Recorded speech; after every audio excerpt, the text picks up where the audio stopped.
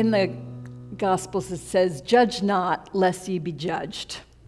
So I don't know about the rest of you, but when I grew up, what that connoted was this guy in the sky, the super God, who is there with the ledger. And it's one more reason why I might be going to hell. That is not what it means. That is not what it means at all. That's a complete misunderstanding of it. So if you listen to that song, we're walking through life and we have a storm that's going on and we're holding tight to an umbrella, believing that we are in a storm. Meanwhile, all this time there's a rainbow over us, but we're not seeing it because we're committed to the idea of being in a storm. That's what our habit of judging does for us. That's the umbrella that keeps us in the storm. We are not being judged by someone else. Well, we might be, because we're all doing it, right? We're all judging, so that means we're going to get judged by others as well. But the primary person that is injured when we judge is us. Because what we're doing is we're narrowing our vision. Instead of seeing this whole world of possibilities that is always existing. Because creation is not a thing that happened billions of years ago with the Big Bang and then it was like, check, done. It's not. It's an ongoing process. And we are creators. And we are part of that process. We are always creating. And we create through our consciousness. So when our consciousness is in alignment with the divine, with the truth of our being, we are creating amazing things. But when our consciousness is in alignment with that umbrella, with that restriction of rules and how we think we're supposed to be, then we create misery. We judge ourselves and we judge each other. We judge that there are limits to what we can do, that there is something about us that is wrong, that is unlovable. We do that all the time. And it's not truth. I got some little videos from Jim Passmore, who many of you know. For those of you who don't, he's one of our ministers here. And he is turning 81 in November. So he was in this CrossFit contest that he got into because his grandson owns a CrossFit gym. And so I think he wanted to play with his grandson. But he's always been a fit guy, and he caves and he does all kinds of crazy things. But he had this wonderful experience in this whole crazy contest that he was in, and he's showing me videos, and he's climbing up spider ropes, and he's lugging really heavy things around, and he's lifting weights and lowering them. And he said, oh, it was so much fun. He is not judging his life based on his age and society's rules about what somebody is supposed to be able to do or not. In contrast, I was reading, I don't know if some of you may get Maria Shriver's Sunday paper. It's a wonderful online publication, and she was talking about aging and all these people that she knows who are in their 20s and 30s who are saying, oh, I'm too old for that. Whatever that is. That's a feeling, but it's also a judgment. It's also a judgment. I know I have several grandchildren, and so one of the things that I have discovered is that I don't get to use the age card to get out of doing what they want me to do. If I say, oh, I'm too old for that, no. You have to do it. That's how I want to play. So we have these judgments and they're not serving us. They're not serving us at all. And there's nothing divine about it. There's a story in the gospel about Jesus, and this is close to the end of his ministry. And the Pharisees and the scribes are trying desperately to find something to pin on him so that they can get rid of this troublemaker who is not lining up with their rules of how they think things are supposed to be. So they find this woman that is caught in the act of adultery. And what they're saying is, we caught her right in the act. Now, notice they didn't bring the guy. They only brought her. But they're saying, there's a rule about this. She's not supposed to be doing this, right? And they're trying to trap him. What are you going to say about this? Because there are clearly rules that this is not okay. And so he's sitting there and he's just drawing in the sand, trying to ignore them. And they're not willing to be ignored. So they keep on him. What are you going to do? What are you going to do? What are you going to do about her? So he says, all right, whichever one of you is without sin, cast the first stone, because stoning was the punishment in their rules. And so they're, and slowly they're backing away until there's nobody left. And all this time he's just writing in the sand, waiting them out. And he looks up, and there's nobody there. He says to the woman, oh, nobody condemned you? She said, no. He said, I'm not going to either. Just go on. Sin no more, he says, but really he's saying, go on, just do your best. He is the one who embodied divinity. He was so in touch with the source of his being that he called the Father, that he knew judging was not something that worked, and he wasn't going to engage in it. And so that idea that we have of the super God in the sky from our childhood, it's like, that is not accurate. He's showing us what's accurate. He's not going to judge. And we should not judge either.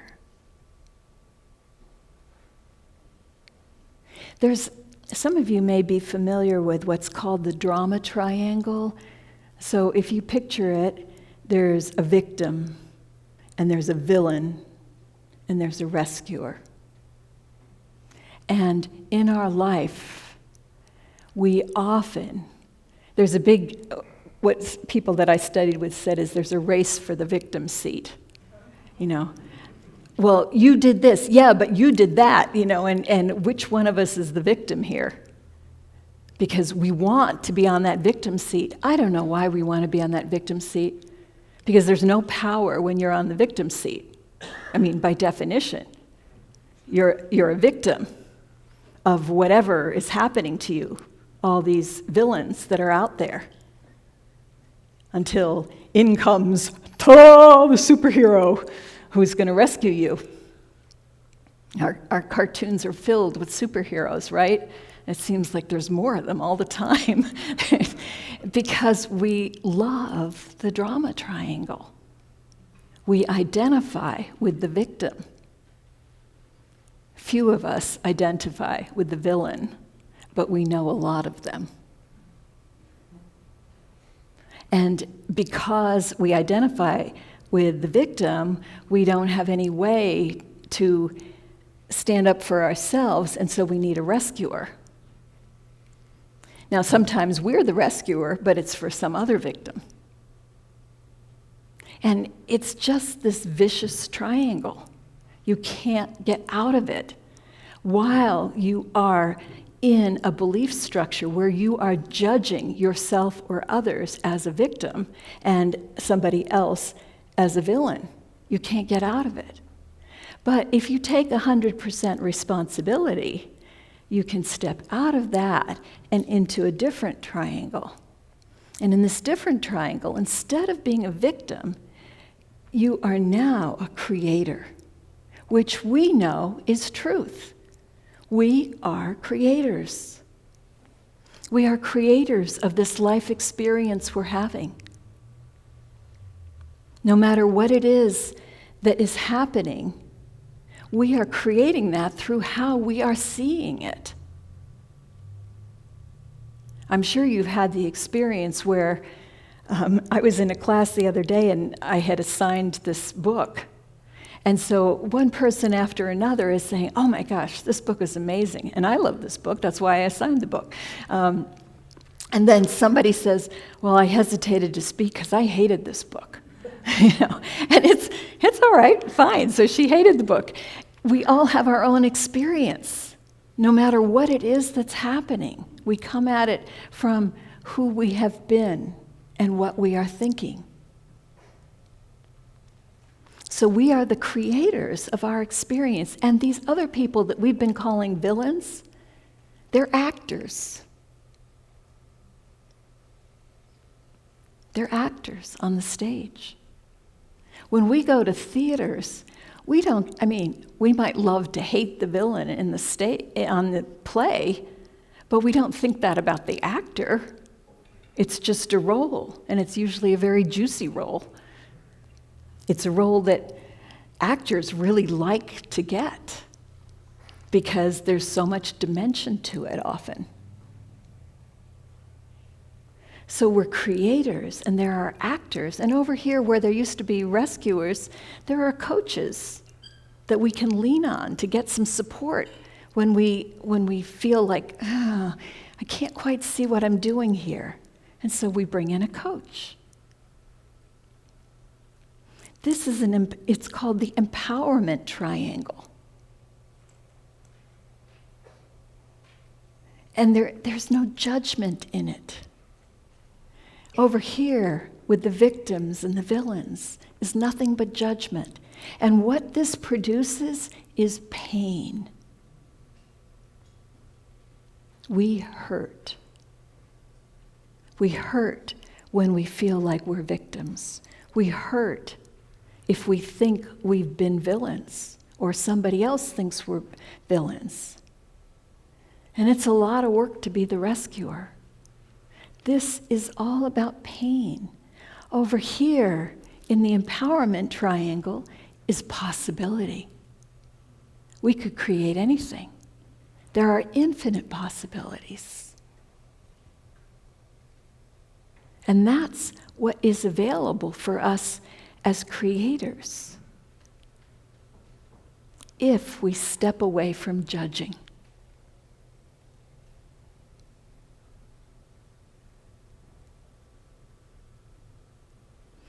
Yesterday, Jeff and I went out for a hike at Benham Falls, and I have this thought really every time I go, but I particularly was thinking it yesterday because I was so into the idea of the talk and what am I going to say and all these things mulling around in my head. And I was walking in nature and looking at the beauty of it and realizing that there's so much in nature that one could criticize and judge. Oh, those leaves are turning brown, or that tree fell down, or there's bugs on the dirt, or I don't know, whatever it is. But I don't have those thoughts as I'm out in nature. I'm just so filled with the beauty and the perfection of it. Isn't that true for you when you go out? You're not on a judge fest, are you? You just, you feel you're at home. Because we are nature. And there we are in this community that is not judging us, and we're not judging it. And that feels so good. That's what we're here to create, is a community like that. That's what a wild soul sanctuary is. It's a place where we can just be here and be who we are today. It doesn't have to be our final answer. We're always growing, always at choice to try something new. It's always okay if we flub it up. Being perfect is an idea that has gotten twisted in our understanding. Being perfect, we judge, means we've got everything right. All dimensions are according to somebody's rules, not ours, but society's. I was reading this morning about how young men have got an issue, or maybe men of all ages, I don't know, with having to be all bulked up and muscly. And it was talking about this man who had starred in one of the Twilight movies, and he wanted to get a role in the next one, but he was going to be replaced because he wasn't bulked up enough. And so even though he was only 17 years old and not at all finished growing, he's going through regimens with going to the gym and eating double the amount of calories he normally would, and maybe he was taking some of the supplements that are harmful but put muscle on you. But it was all because he had this idea in his head that society was supporting. He was judging himself as not enough. Now, women have been going through that for years from the other end as too much rather than not enough, at least since Twiggy in the 60s, when that was the model. Then anorexia and bulimia have been problems. We do great harm to ourselves and others by these judgments that have nothing to do with truth. But as a spiritual community and as individuals who have spiritual principles to hold on to, we have the ability to go into the silence and to ask ourselves, what is true for me? Where is my value? What is possible? Letting passion be the thing that drives us, like what Claire was saying about Nico. Sure, he would be afraid to get up here, not just and play with these professionals, but no, improv with these professionals who are all making it up as they go in harmony with each other on his first time playing with more than one person. Of course he would be afraid. But the passion is from inside. He was aligned with that. And that's who we are. When we go inside, we find these beautiful, passionate, creative dreams. And we find love. We find a bountiful supply of love. The creative force that made everything that is. And with that power, if we choose to love ourselves and one another, we create paradise. And we get to stay there. In the story of the Garden of Eden, what went wrong was that people turned to the tree of good and evil. They ate of the fruit of duality, and the fruit of duality, seeing things, judging things as good and evil, is suffering. It's pain. It's feeling on the outside. It's struggle. All of those things that we know so well. That's a mystical truth that the Bible is teaching. That experience comes from judging things as good or evil. But the divine is wholly good. That's all it is. And from last week, remember, with the Big Bang, the holy good is everywhere. But we don't see it when we're judging because we have limited ourselves. We can't see the rainbow. We can only feel that umbrella and feel the anguish of the storm that's no longer raging except in our heads, our judging heads.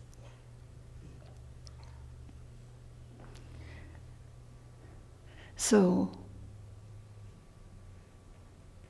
we want to recognize that it's time to stop, get off the stage with the Big Bang, the longest running theater act has ever begun, and it's still ongoing.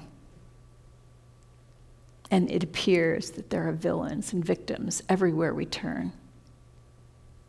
But we do not have to subscribe to that. We can go within. We can get back to paradise, where we align with the divine, where we walk in the garden of stillness. And when we're in a place of stillness and we look at the ashes around us of different experiences, if we're in stillness, we may find that a phoenix rises from those ashes because there's space for it in the stillness.